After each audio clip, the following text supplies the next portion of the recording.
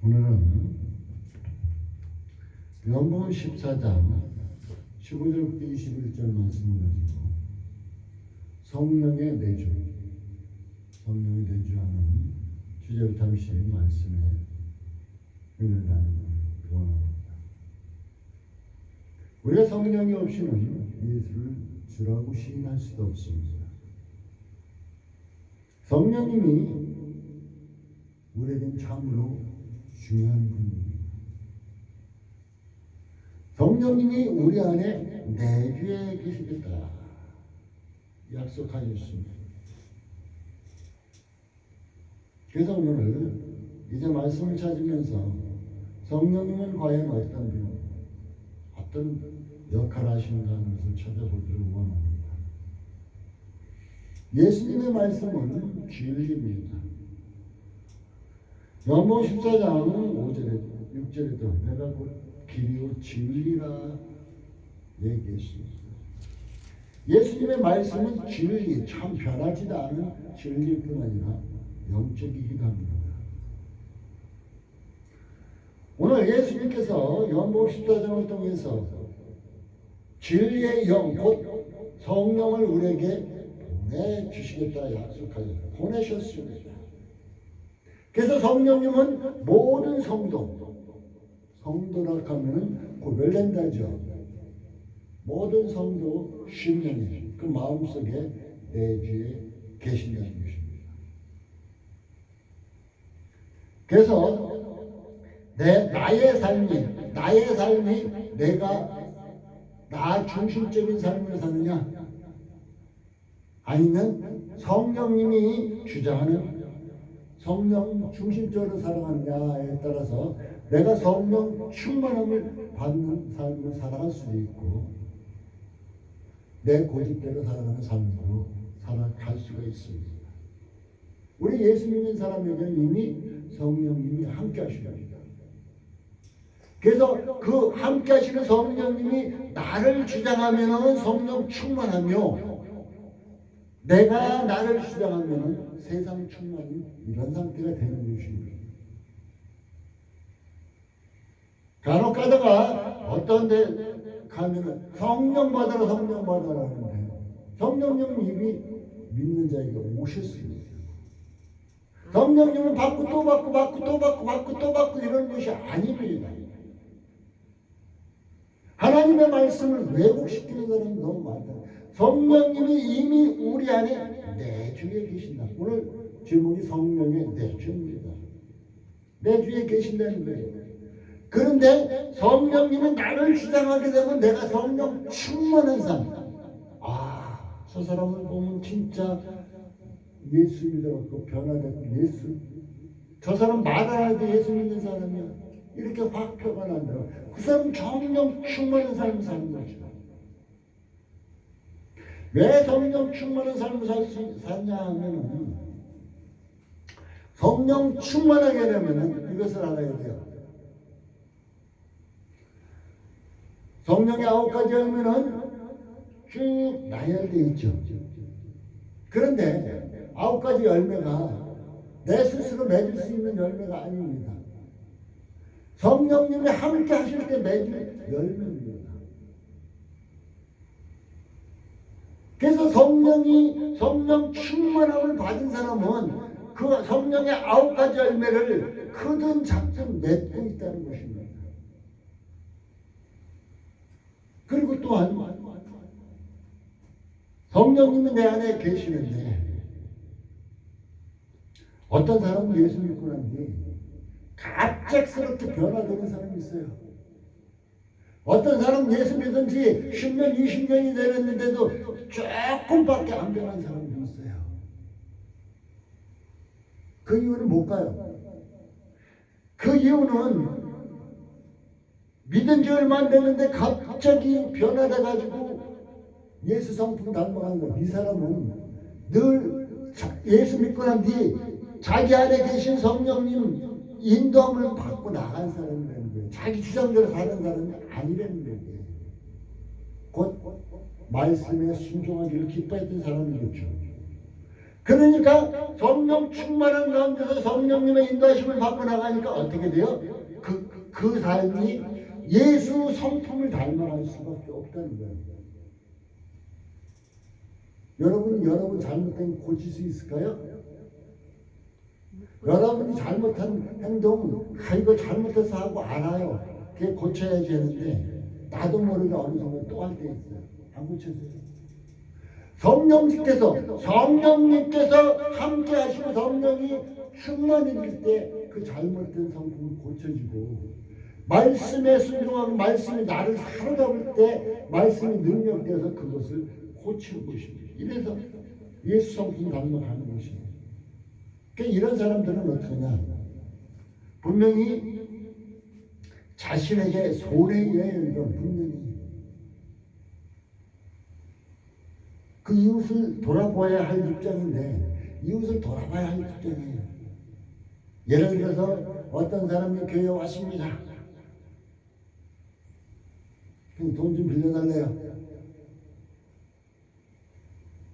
근데 마음속에서는 주라 그래요. 성령께서는 주라 그래요. 근데 세상적으로 바라보면 분명히 이 사람은 돈을 빌려달라고 그러고 언제 준다고 했는데 사기성이 농후한 것이 세상적으로 사람 인간의 눈에 보여요. 그럼 어떻게 해야 되겠습니까? 내가 인간적으로 내가 나를 주장하고 살아갔다면 돈 안 빌려줄 거예요. 그러나 성령께서 나를 주장했다 그러면 분명히 나에게 손해인데도 불구하고 그를 살피고 돌아보게 되기 때문에 주게 됩니다. 못 받을 거 당연히 알면서 주는 거예요. 이게 예수님 성품 따라가는 거예요. 예수님께서 이 땅에 오셔서 베푸신 은혜, 그거 받으려고 베푸신 거 아니잖아요. 당연히 못 받을 거 아셨어요. 성령이 내 주에 주장하는 자는, 그런데 교회 다닌 지 몇십 년이 지났는데도 요거 조금밖에 안 되었어요. 그 사람은 왜 그럴까요? 하나님 말씀 순종하기보다 성령의 인도함을 받기보다 인간적인 계산하고 인간적인 삶으로 살아갔기 때문에 이렇게 안 변한 거예요. 그거 차이뿐이에요.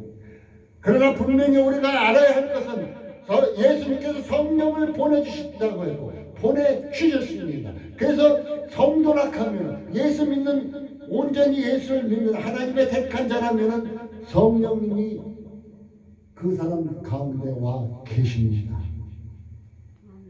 또 성령받아는 말도 안 되는 거예요. 어느 목사가 능력 있어 성령을 줍니까? 성령이 하나님이십니다. 성령 충만은 인간적인 사역이 아니에요. 성령 충만을 받는 것은 인간적인 사역이 아닙니다. 하나님의 역사예요. 하나님의 역사. 왜 우리 하나님의 역사를 인간이 모든 것을 하려고 합니까? 그래서 지난주에 성령 강림주일 지냈죠. 그 교회 그때가 교회 탄생일이다 이렇게 말을 될 것입니다. 사도행전 2장에 보면은 마가의 다락방에 기도하던 백신분들께 성령이 불의 혀같이 달라지면서 임합니다. 시원한 바람이 불면서 임합니다.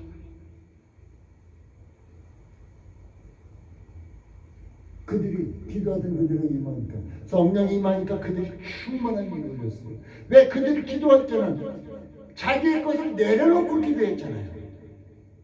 그들이 기도할 때는 10일 동안 마당에 다락방에서 기도했습니다. 혹시 예수님이 승천하시고 난 후에 야 이것도 우리 로마 사람들이나 벼슬아치 제사장이나 서기관들이나 바리새인들 우리 잡아가는 거 아니냐, 예수님 따라다녔다고 저주해서 어떻게 보면 숨어서 기도하는 거예요. 숨어서. 그러니까 인간적인 걸 다 내려놔 버렸잖아요. 다 내려놓고 나니까 성령이 임하고 난 후에 충만한 믿어주니까 어떻게 해요? 놀라운 역사가 일어나잖아요. 이거예요. 여러분, 성령 충만함 받는 거, 여러분이 세상 것을 놓는 것이 성령 충만함 받는 거예요. 여러분이 머릿속으로 계산했던 그것을 놓는 것이 성령 충만함 받는 거예요. 여러분이 성령 충만함을 받는 것은 말씀에 순종하는 것이 성령 충만함 받는 거예요.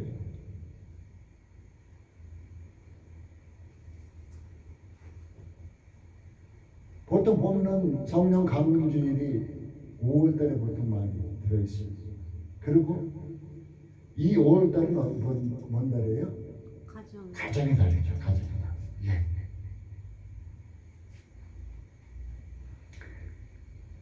바로 가정이 화목하고 행복하며 생동하는 능력이 생기려면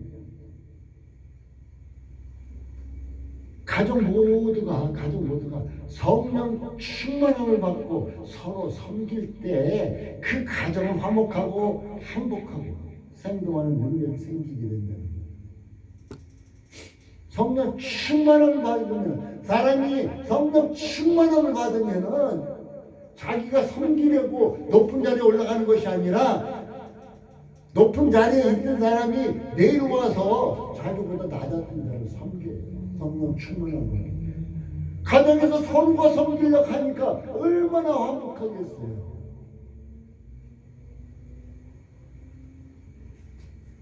우리 주님은 바로 이 가정부터 이렇게 성령 충만으로 화목시키셨다는 것입니다. 보혜사 성령님을 보내신다고 예수님은 분명히 얘기했습니다. 보혜사는 뭐예요? 보혜사. 돕는 자. 돕는 자예요. 예수님께서는 십자가를 앞두고 이별을 말씀하실 때 제자들이 굉장히 근심에 빠졌었죠. 또한 오늘 말씀해 보면 14장 2절에 내가 초소를 예배하러 간다. 초소를 또 얘기했고, 또한 예수님께서 6절에 보면은 내가 곧 길이요 진리요 생명이다. 또한 나를 본 자는 하나님을 보았다고 9절에 또 말씀하고 있어요. 그러면서 이렇게 말씀하시면서 얘기합니다. 1절에 너희는 마음에 근심하지 말라. 하나님을 믿으니 또 나는 마음에 근심하지도 말아요. 어떤 일이 있어도 근심하지 말아요. 바로 오늘 보혜사 성령님을 보내주셨다는 것은 근심하는 제자들에게, 근심하고 두려워하는 이들에게 이제 우리 예수님은 보내주신 것입니다. 16절에 보니까 내가 아버지께 구하겠으니 그가 또 다른 보혜사를 너희에게 주사 영원토록 너희와 함께 있게 하시리니, 영원토록 함께 있게 하시겠다. 뭐 성령님이 왔다 갔다 하신다고요? 성령님이 예수 잘 믿을 때는 내게 와서 계시고, 예수 안 믿고 있을 때는 성령님이 저쪽에 가 계신가요? 성령은 뭐래요? 영원토록 너희와 함께 계시고, 영원토록 여러분과 함께 계시겠다고 약속하고 있습니다. 그럼 성령을 받는 조건은 뭘까요? 성령을 받는 조건은 오늘 15절에 나타나는 너희가 나를 사랑하면, 너희가 나를 사랑하면, 예수 믿고 사랑하면 이 자에게 이미 임한 거죠. 성령님은 돕는 자로서 지금도 우리에게 와 계시며 우리와 함께 계시고 여러분과 함께 계십니다. 저는 살아가면서 이제 목회하면서 세상 일도 겸해하다 보니까 어려운 일도 많습니다. 다칠 일도 많습니다. 그러나 그 순간순간 성령께서 도와주신 것, 이 보혜사 성령께서 도와주신 것을 체험했다는 것입니다. 또한 성령님은 보혜사 돕는 자로 오셨을 뿐 아니라 오늘 두 번째는 진리의 영으로 오신다고 예수님은 약속하고 있습니다. 진리의 영으로 오신다. 이제 10절째에 보는 저는 진리의 영이라 세상은 능히 저를 받지 못하는 이는 저를 보지도 못하고 알지도 못합니다. 그러나 너희는 저를 아느니 저는 너희와 함께 거시며 또 너희 속에 계시겠습니다. 어디에 계시겠다고요? 여러분 속에 계시겠다고 얘기하고 있습니다. 보혜사 성령님은 곧 진리의 영입니다. 진리는 변하지 않죠. 진리는 변하지 않고 그대로 있는 것입니다. 즉 변하지 않는 진리의 영. 곧 하나님의 말씀도 예수님의 말씀도 진리지만 지금 성령님도 진리이십니다. 이 진리의 영이 어떻게 해요? 너희 속에 계시겠습니다. 너희와 함께 거하시겠다고 17절에는 분명하게 말하고 있습니다. 늘 진리의 영이 늘 함께 하시겠다는 약속입니다. 이 약속을 믿으십시오. 어느 기도원에 가서 찬양하고 기도하고 눈물 짓고 콧물 짓고 하다 보니까 성령 충만한 걸 받는 거예요. 그때가 성령 충만을 받는 거예요. 그런데 그 기분이 이제 세상으로 집으로 돌아와서 보니까 금방 없어져.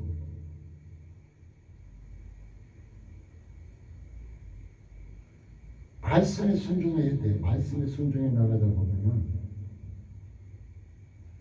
그냥 삶에서 감사하게 되고 삶에서 찬양하게 되고 삶에서 기도하게 되다 보니까 내 가운데 계신 성령께서 진리의 영께서 함께 하시면서 나에게 기쁨을 주시고 즐거움을 주시고 행복을 주시고 하는 것을 체험할 수 있게 된다는 것입니다.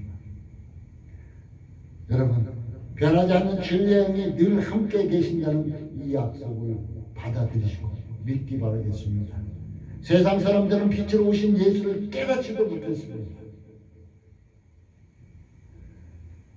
예수님께서 요한복음 1장에 말씀으로 이 땅에 자기 백성을 데리고 오셨지만 그들은 알지도 못했다고 했습니다.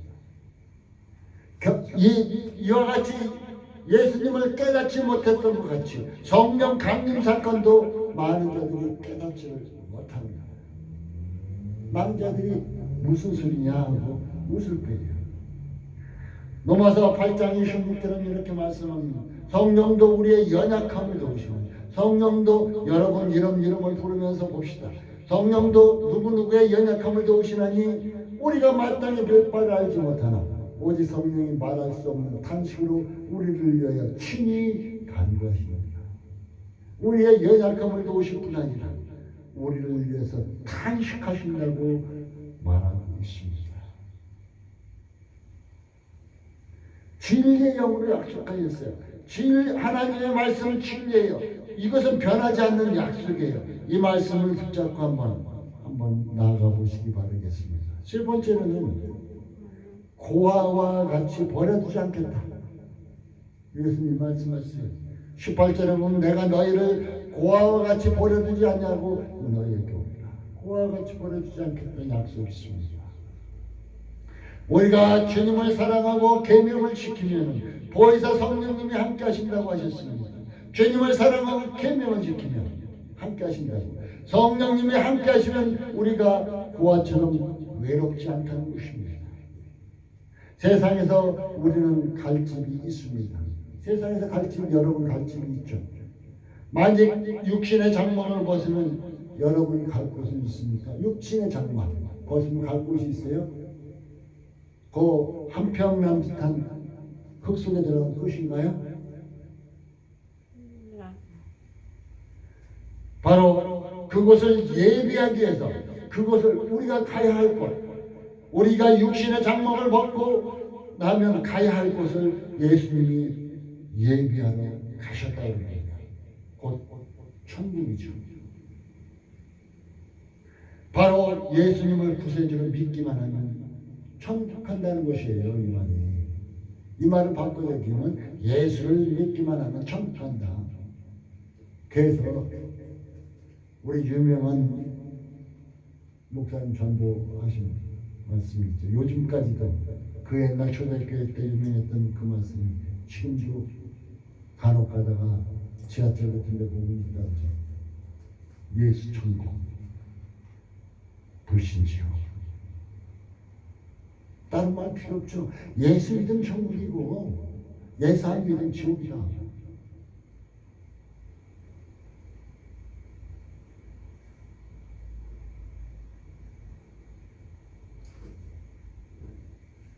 우리가 가야 할 곳은 천국집이라는 거예요. 성령님은 늘 여러분과 함께 하십니다. 여러분과 이 시간도 함께 하십니다. 그래서 우리는 슬프지 않다는 것이에요. 성령님이 함께 하시니까 피곤치도 않다는 것이에요. 성령님이 함께 하시니까 그 순간순간 필요한 것을 우리 성령님께 채워주시니까 가난하지도 않다는 거예요. 아니, 퍼도 마르지 않는 샘물이 있으면 물 걱정할 필요 있나요? 없죠. 퍼도 쌀이 없어지지 않는 독이 있으면 쌀 걱정할 필요가 있나요? 바로 우리 주님께서는 이렇게 채워주신다는 거예요. 그래서 가난해지지 않는다는 것입니다. 또한 병들지도 않는다는 거예요. 우리 육신이 나이께서 병들기도 하죠. 그러나 예수님은 치유해 주시겠다고 약속하고 계십니다. 위험을 당하지도 않는다. 위험 당하죠. 그러나 주께서 보호하시고 잡아주신다는 것입니다. 넘어지지도 않는다. 넘어질다 할지라도 우리 주님께서 일으켜 세워 주신다는 것입니다. 마귀에게 유혹에 빠지지 않는 마귀의 유혹에서 건져 주신다는 것입니다. 주님께서는 죽으셨다가 다시 사신 것처럼 우리도 다시 살 것입니다. 죽었다 할지라도 다시 살 것입니다. 사는 자는 영원히 살아가는 것입니다. 이것이 생명의 복음이요 사람을 살리는 말씀입니다. 오늘 이 말씀이 곧 생명의 복음이며 사람을 살리는 말씀이라는 것입니다. 성령은 내 안에 있습니다. 성령은 내 안에 있습니다. 로마서 8장 9절은 이렇게 말씀하고 있습니다. 너희 속에 하나님의 영이 거하시면 너희가 육신에 있지 아니하고 영이 영에 있나니 누구든지 그리스도의 영이 없으면 그리스도의 사람이 아니라. 성령이 없으면, 한마디로 성령이 없으면 그리스도 믿는 사람, 그리스도의 사람이 아니, 그 예수 믿는 사람이 아니다 이 얘기예요. 성령이 없는 자는 가짜다 얘기죠.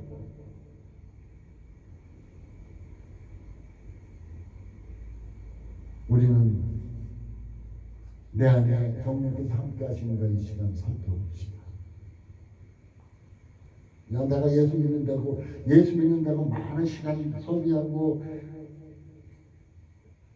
했는데 성령이 함께하지 않으면 예수 믿는 사람 많이 되는데 성령이 내 안에 있는 자만이 예수 믿는 사람이 되는데 내 안에 과연 성령이 계신가 한번 살펴봅시다. 성령은 내 안에 나는 예수 안에 있다 그래요. 고린도전서 1장 30절에 보면 너희는 하나님으로부터 나서 그리스도 예수 안에 있고 그리스도 예수 안에 있고 예수는 하나님으로부터 나와서 우리에게 예수님은 우리에게 무엇이 되셨냐? 지혜와 의로움과 거룩함과 구원이 되셨다고 얘기해요. 지혜와 의로움과 거룩함과 구원이 되셨다고 고린도전서 1장 30절은 얘기해 주고 있습니다. 예수는 하나님 안에 또 있다 그래요. 하나님 안에, 예수가 하나님 안에. 요한복음 1장 18절은 본래 하나님을 본 사람이 없을 때 아버지 품속에 있는 독생하신 하나님이 나타나셨다. 요한복음 1장에는 바로 말씀 되시며 하나님 되신 예수님이 이 땅에 육신을 입고 오신 과정을 얘기해 주고 바로 그 독생하신 하나님이 나타나시다 얘기해 주고 있습니다. 이와 같이 성령의 내주도 주님과 우리가 하나 되는 것임을 꼭 의미하고 있다는 것입니다. 주님이 내 안에 계신 것은 하나님과 주님은 사랑의 강도로 하나 됐다는 신비스러운 관계입니다. 그래서 성령의 내주도 주님과 우리가 하나 되는 것을 깊이 의미하고 있다는 것을 기억해야 할 것입니다. 성령님은 우리의 연약함과 손상된 심령을 재생시키십니다. 성령님은 우리의 연약함을 도우시고 손상된 심령, 마음이 상한 심령을 재생시킨다는 것입니다. 우리에게 있는 대제사장은 우리의 연약함을 체휼하지 아니하신 자가 아니요 모든 일에 우리와 같이 시험을 받은 게 죄는 없으심이라고 히브리서는 말하고 있습니다. 사랑하는 성도 여러분, 성령님이 이 시간 여러분 안에 내주에 계시기를, 또한 성령님이 함께 하시면 이 시간 체험할 수 있길 바라겠습니다. 결론을 맺겠습니다. 성령님을 통해서 여러분 내적 치유를 받으십시오. 마음의 상처, 참 육신의 상처는 약 바르면 금방 낫기도 합니다. 마음의 상처는 치유가 안 돼요. 오랜 세월이 지났는데 또 기억이 나요. 제가 아버지 학교를 한번 나오고 한번 가서 봉사한 적이 있었는데 거기서 많은 내적 치유를 받았습니다. 우리 사람들은, 특히 남자들은 아버지로부터 대물림에 이르는 것을 통해서 상처를 많이 받는 거예요. 그 졸업식 날 마지막 때 세족식이 있는데 세족식 때 발을 씻기면서 아버지의 발을 씻기고 찾아온 분의 발을 씻기면서 한없이 눈물을 흘립니다. 회개의 역사가 일어납니다. 성령님 아니고서는 여러분의 마음속 내적 치유를 할 수가 없습니다. 그 아버지 학교를 통해서 나타난 것은 곧 성령께서 운행하시는 가운데서 그 사람의 내적을 치유하고 계셨음을 볼 수 있습니다. 성령님으로 내적 치유 받으십시오. 하나님의 사랑의 빛으로 굳은 마음을 녹이십시오. 저 빙하에 태양이 가깝게 막 쏘인다면 어떻게 될까? 얼음이 녹겠죠. 여러분 냉장고에서 깡깡 맨날 매주 깡깡 얼린 얼음이 햇빛 가운데 여름에 햇빛 가운데 내오는 어떻게 될까요? 녹아버려요. 녹아버려요. 하나님의 사랑의 빛이, 하나님의 사랑의 빛이 여러분들의 굳은 마음 녹일 수 있다는 것입니다. 녹이십시오. 성령 충만함으로 하나님의 주시는 축복을 받으시는 여러분 되시기 바라겠습니다. 예수 믿지만은 성령님이 내 안에 계시지만 내가 충만함을 받을 수 있고 내 자신이 충만함을 받을 수도 있어요. 성령 충만함을 받는 길은 여러 가지입니다. 어떤 사람은 말씀을 들으면서 성령 충만함을 받고, 어떤 사람은 기도하면서 성령 충만함을 받기도 하고, 어떤 사람은 찬양을 하면서 성령 충만함을 받기도 하고, 어떤 사람은 말씀에 순종하면서 성령 충만함을 받기도 합니다. 각자 성령 충만함이, 또한 내가 찬양을 통해 성령 충만함을 받았다고 다음 판에 또 다른 찬양을 통해서 성령 충만함을 이루어진다고 보장할 수 없죠. 성령 충만의 역사는 여러 가지를 통해서 여러분을 충만케 하실 것입니다. 여러분이 성령 충만해야만이 이 세상을 이길 수가 있고, 여러분의 아픈 상처도 치유할 수 있고, 여러분의 두려움도 몰아낼 수 있고, 여러분들의 어려움도 극복할 수가 있고, 마지막 세대에 사는 우리가 승리할 수 있는 길이 오직 성령 충만한 길이라는 것을 꼭 기억해 두시기 바라겠습니다. 사랑하는 성도 여러분, 여러분들은 성령님이 내 안에 계신 것을 꼭 확신하는 귀한 시간 되고, 이 시간 이후로부터는 성령 충만함을 받아 말씀의 순종함으로 축복의 길을 나갈 수 있는 여러분의 삶이 되어지기를 예수님의 이름으로 축복합니다. 기도하겠습니다. 하나님 감사합니다.